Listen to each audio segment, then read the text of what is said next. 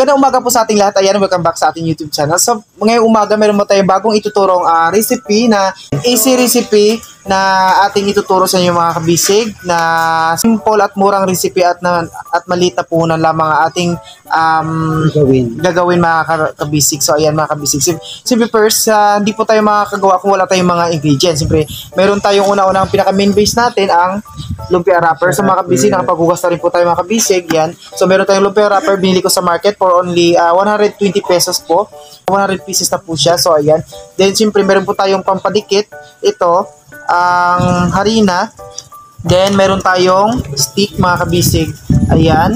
Meron tayong tatlong stick, pero isa lang ang gamitin natin stick, mga kabisig. Then, meron tayong gunting. Kasi ang gunting, ang purpose ng mga kabisig ay para gugupitin natin tong ating lumpia wrapper to cut into 4. Para maging box siya mga kabisig. So, ayan. Kung bago lang kayo sa aking YouTube channel, don't forget to subscribe. So, ayan, para mas marami kayo matutunan sa ating mga recipe, mga simple recipe yan. So, ngayon, i-start na po tayo. So, gugupitin ko siya. So, unang step natin ay ihiwalay natin yung wrapper, di ba? Sabi hiwalay po ni Pansin ngayon. Wrapper, dito ka. Inisa-isa ko na siya. So, then, ngayon, i-hap natin. Then, tutupin natin siya ng yan. Tama? Yan. Tutupin natin siya ng ganyan mga kabisig. Then, tutupin natin ng isang beses na ganyan. So, yan ganyan mga kabisig. Tapos, ikakat natin.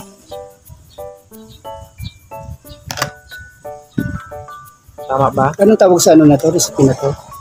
Ang ating gagawin ngayon ay batang burok mga kabisig. So, it's a Muslim delicacy. So, isa sang sweets sa amin. Then, magas. Oh, masarap siya.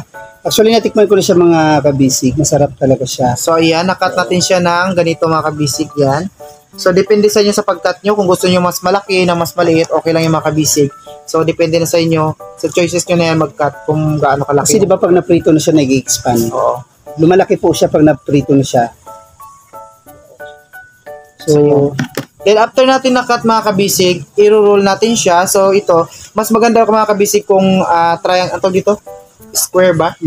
Mas maganda mga kabisig kung square yung gawa natin na pag-cut. Pero ito okay na rin ito sa mga kabisig, wala natin atihan. At least diba matutunan natin. So simple na recipe, meron tayong masarap na dessert na magawa. So yan, ito yung purpose ng ano na to, ng stick na to ay ipapang roll po natin dito sa ating lumpia wrapper. So para ma-form po siya ng tulad nito mga kabisig. Ayan. So yan. Kaya nakabisig, after natin siya i-roll dito sa stick, so didikitan natin siya ng ito, ano, para dumikit siya. So yan. Ay, so, tapos magkano po pala yun daw? Then, hilain natin siya mga kabisig. So, yan mga kabisig, ganyan na siya. Yan. So, ito na siya mga kabisig. So, dadamihan natin gawa. Kayo na lang.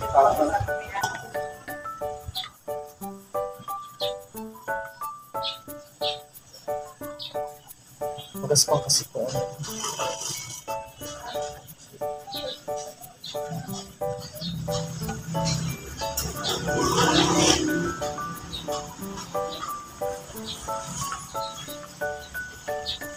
Alam mo, marami kang magturong-turong ito. Sakit pa.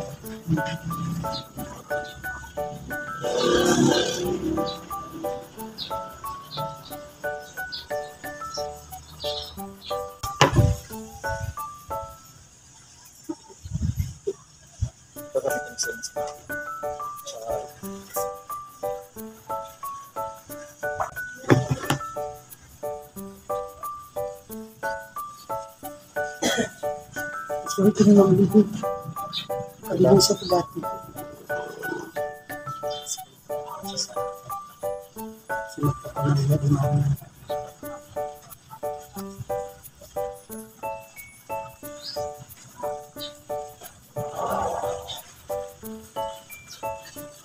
Alam ko nung nagulat yun ako na pumasok sa opisina dito si diyan niya ako lahat.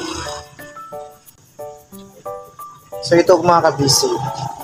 So after natin magawa ng kahit na maro lahat nitong mga lumpia wrapper mga kabisig, please ditutuhin natin po siya. So i-fry natin siya.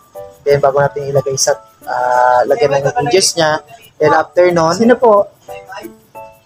mga kabisig, ilalagay na sa tab at ibibenta na naman natin mga kabisig. So ito yung maging product natin ngayong araw Yes.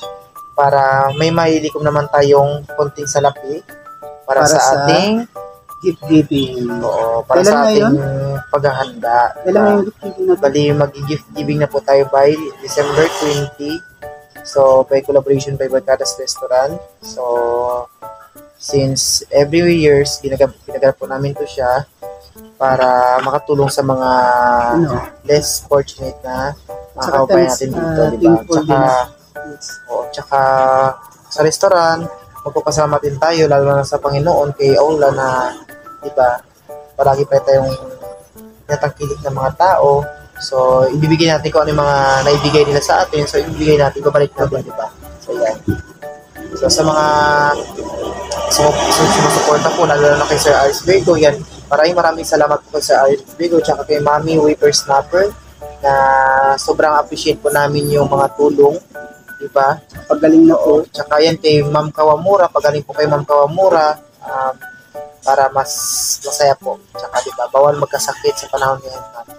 Kaya pagkain po na marami, pray kay Ola para bumalik po tayo kaagad yan sa mga karamdaman natin. Bilis na po. So yan ang mga kabisig. Ito paano, marami na kami na roll ni Chef Fred, di ba? So, ayan. So, kung gusto nyo i-try, ayan, ang ingredients lamang mga kabisig ay dalawang ingredients lamang sa murang halaga mga kabisig. So, makakagawa ka na ng batang burok na tinatawag natin. Malis So, na kapital. ang kailangan nyo lang is bumili kayo ng lumpia wrapper. Yan, then bumili kayo ng Bear Brand, Alaska, then bili kayo ng wag po gumamit ng yung white sugar kasi hindi po siya fine na sugar, so kailangan natin dito ginagamit yung fine na sugar. So ang pure traco o yung confectioner sugar ang gagamitin natin mga kabisig. Then i-mix lamang natin yung dalawang ingredients, and after nun iubuhos na natin ito. So pag naprito na natin tong batang burok ay pwede natin siyang i-mix sa kanyang ingredients. So pwede natin siyang kainin. So, napakasarap siya mga kabisig. Okay. So, may mga kabisig, makikita nyo kung paano natin siya i-prepare. Yan, pipituhin, then ilalagay sa tab. Diba?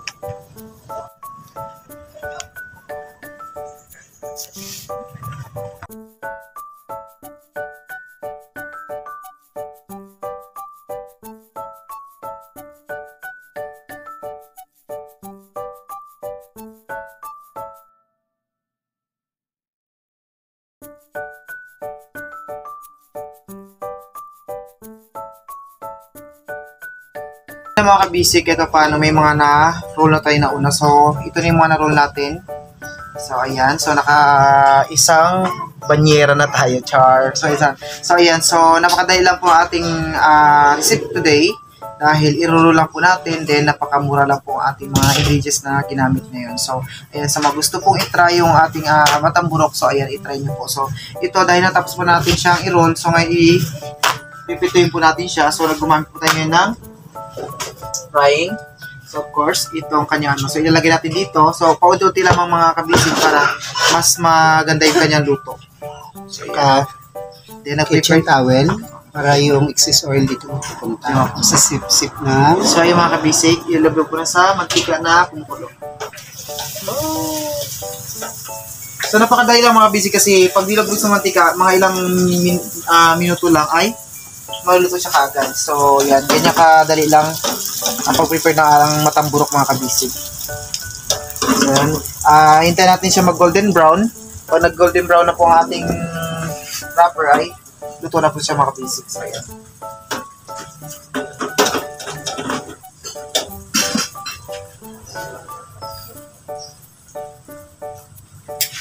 So, kailangan haluluin nyo rin mga kabisig para pantay yung pagkaluto niya. Pagka brown na natin. So, yan. Kung makita nyo. So, yan.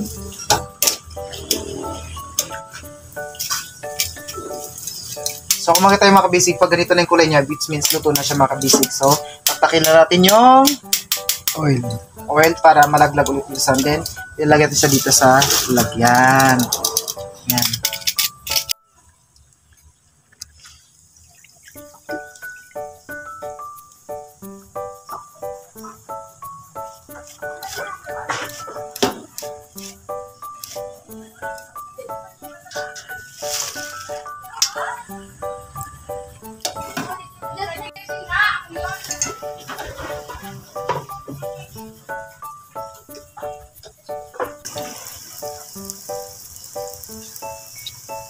Luto na po ang ating lumpia wrapper na ni-roll. So ngayon, i-mix naman natin ang kanyang ingredients. So dalawang ingredients lamang po ang ating milk tsaka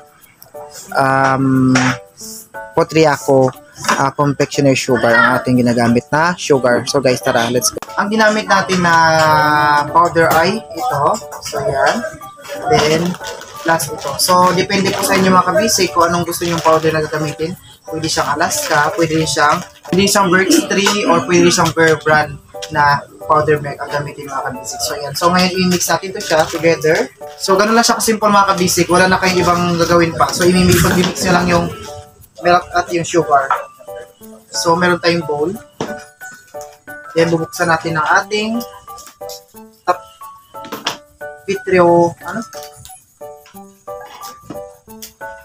ang ating confectioner sugar, ang Petroca. So ito. Kasi ang kagandahan nito mga kabisig, hindi mo na kailangan dikdikin pa kasi very fine na yung sugar. So para siyang powder talaga. Compare mo sa yung sugar na yung normal. So dapat ito talaga yung gamitin natin para mas masarap yung ating kalabasan ng ating food. So i-add lang natin. So ang pag-add nito mga kabisig, 1 cup. So depende sa dami ng depende sa dami ng ginawa mong wrapper. So after mo siya i-add, i-mix mo siya.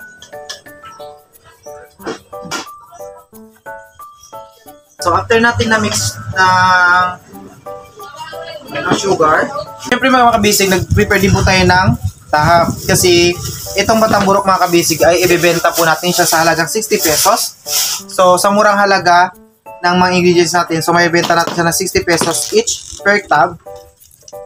So makakalikom tayo ng pera, diba? At least meron na tayong pang dagdag puhunan natin sa nating activity, diba? So ayan, so ito yung ating tab. So ito yung tab ko, binili ko siya ng 45 ay 10 piraso na siya mga kabisig. So malagyan na nito ang isang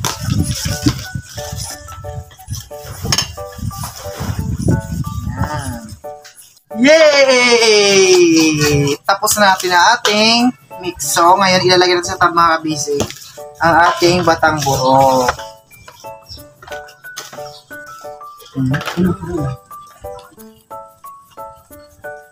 So, ayan. Per tab. So, kailangan mo lagyan ng powdered milk para mas maraming per tab. Meron tayong isang tab na nagagawa mga kabisig. Ayan, tatakpan na natin. Alam mo yung ano to, sobrang lutong. Kaya try nyo na sa bahay yung lutuin para meron na kayong mga snack. Tcharan! So ayan na mga kabisig, meron tayong product na ibibenta kumaya. So ayan mga kabisig, I hope meron kayong bagong natutunan sa ating episode ngayong araw. So ayan, ang ating batang burok. So ayan, ibenta po natin dito siya for sa 60 pesos each per tab. So ayan, sana kung nagustuhan nyo po is please comment down below. Ayan, then para makagawa tayo ng maraming mga product pa na tulad dito. So ayan, hanggang dito na lang po ating vlog. So kung bago lang kayo sa aking YouTube channel, don't forget to subscribe and like na rin, tap na rin bell para updated sa mga vlogs natin. So maraming salamat mga kabisig. Bye!